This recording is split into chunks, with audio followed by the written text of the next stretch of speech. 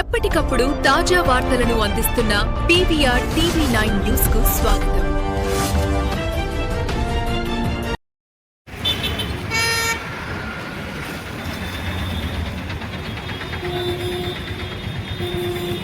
సంతోషంగా ఉంది.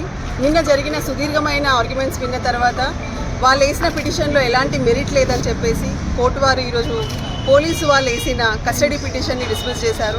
నిజంగా కూడా కస్టడీ పిటిషన్లో ఎప్పుడైతే కంటెంట్స్ చూస్తే ఇప్పుడు సీనియర్ కౌన్సిల్ చెప్పినట్టుగా ఖచ్చితంగా వాళ్ళు ఏ విధంగా కుట్ర చేస్తున్నారు, వాళ్ళు కుట్ర చేసి పెట్టిన కేసు అక్కడ కాంగ్రెస్ వాళ్ళే అటాక్ చేశారు, కాంగ్రెస్ వాళ్ళే కొట్టారు, కాంగ్రెస్ వాళ్ళే ఇంజురీ చేశారు.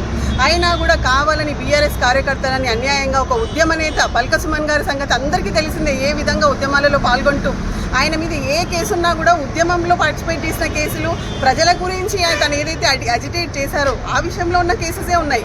కానీ అతను ఏదో పెద్ద తీవ్రవాది అన్న లెవెల్లో వచ్చి అంత హై హ్యాండెడ్లీ తనని తీసుకెళ్లడము అండ్ రిమాండ్ చేయడము. మీకు నిన్న కూడా చెప్పాను నేను, వాళ్ళు ఏదైతే రిమాండ్ స్టెప్స్ ఏదైతే తీసుకున్నారో అది completely illegal. Apex court judgments ఎన్నో ఉన్నాయి.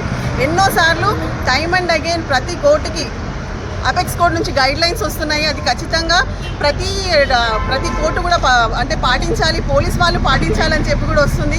కానీ ఇప్పటికీ కూడా మరి పోలీసు వారు కానీ ప్రాసిక్యూషన్ గారు కానీ మరి ఏ విధంగా కూడా అపెక్స్ కోర్టు ఇచ్చిన గైడ్ లైన్స్ని ఫాలో అవ్వట్లేదు.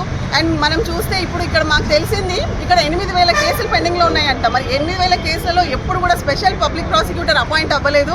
ఇంకొక పబ్లిక్ ప్రాసిక్యూటర్ ఉంటే త్వరితగతిన కేసులు సాల్వ్ అవుతాయని చెప్పి ఈ కేసులో పెట్టారు. ఇదే ఇంట్రెస్ట్ని వాళ్ళు వేరే కేసులలో ఎందుకు తీసుకోవట్లేదు? సో మా క్వశ్చన్ అదే, నిజంగా వాళ్ళకి చిత్తశుద్ధి ఉంటే 8,000 కేసులు పెండింగ్ ఉన్నాయంట, తీవ్రమైన నేరాలు ఉన్న కేసులు ఉన్నాయి, ఎంతోమంది విక్టిమ్స్ సఫర్ అవుతున్నారు. మరి అలాంటి కేసులలో ఎందుకు ఇంకొక పబ్లిక్ ప్రాసిక్యూటర్ని అడిషనల్గా పెట్టి ఎందుకు త్వరిత న్యాయాన్ని ఇవ్వరు? ఇలాంటి కేసులలోనా మీరు చూసారు ఆల్రెడీ నల్లబాలు కేసులో కూడా సుప్రీంకోర్టు వరకు సిద్ధార్థ లూత్రాన్ని పెట్టుకొని ఏ విధంగా ఎలాంటి ఫాల్స్ కేసు కోసం అన్ని లక్షల రూపాయలు వెచ్చించి గవర్నమెంట్ కేసు ఫైట్ చేసింది. రాయి అని పడేసిన నల్లబాలు ఈరోజు మైలు రాయి అయ్యి అందరికీ ఆదర్శవంతంగా నిలిచి ఒక సైటేషన్ అయ్యి వచ్చాడు ఇప్పుడు సుప్రీంకోర్టు నుంచి. సో అలాంటి సుప్రీంకోర్టు ఉన్నాయి, ఎన్నో గైడ్ లైన్స్ ఉన్నాయి. ఏదైతే ఇంటెన్షనల్లీ దీన్ని చాలా సీవియర్ కేసుగా 10 సంవత్సరాల అఫెన్స్ ఉన్న కేసుగా దీన్ని తీర్చిదిద్ది కావాలని చెప్పి they are not going by rule of law, but they are making rule. వాళ్ళు ఏంటంటే వాళ్ళ ఓన్ లాని, వాళ్ళ ఓన్ రూల్స్ని క్రియేట్ చేస్తున్నారు. మరి పోలీస్ వారు కూడా ఇప్పటికన్నా తెలుసుకోవాలి, వాళ్ళు గవర్నమెంట్ తొత్తులు కాదు, ఏదైతే ఉందో న్యాయ వ్యవస్థ జ్యుడిషియరీకి కట్టుబడి ఉండి రాజ్యాంగాన్ని పరిరక్షిస్తూ ఉండాలి. But they have not done.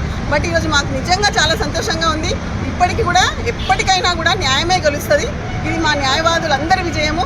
Sir చెప్పినట్టుగా ఇక్కడ లోకల్ అందరు అడ్వకేట్స్ కూడా మాకు తోడ్పడ్డారు. ప్రతి ఒక్కరు కూడా ఈ విజయంలో వాళ్ళందరికీ కూడా షేర్ హోల్డర్సే.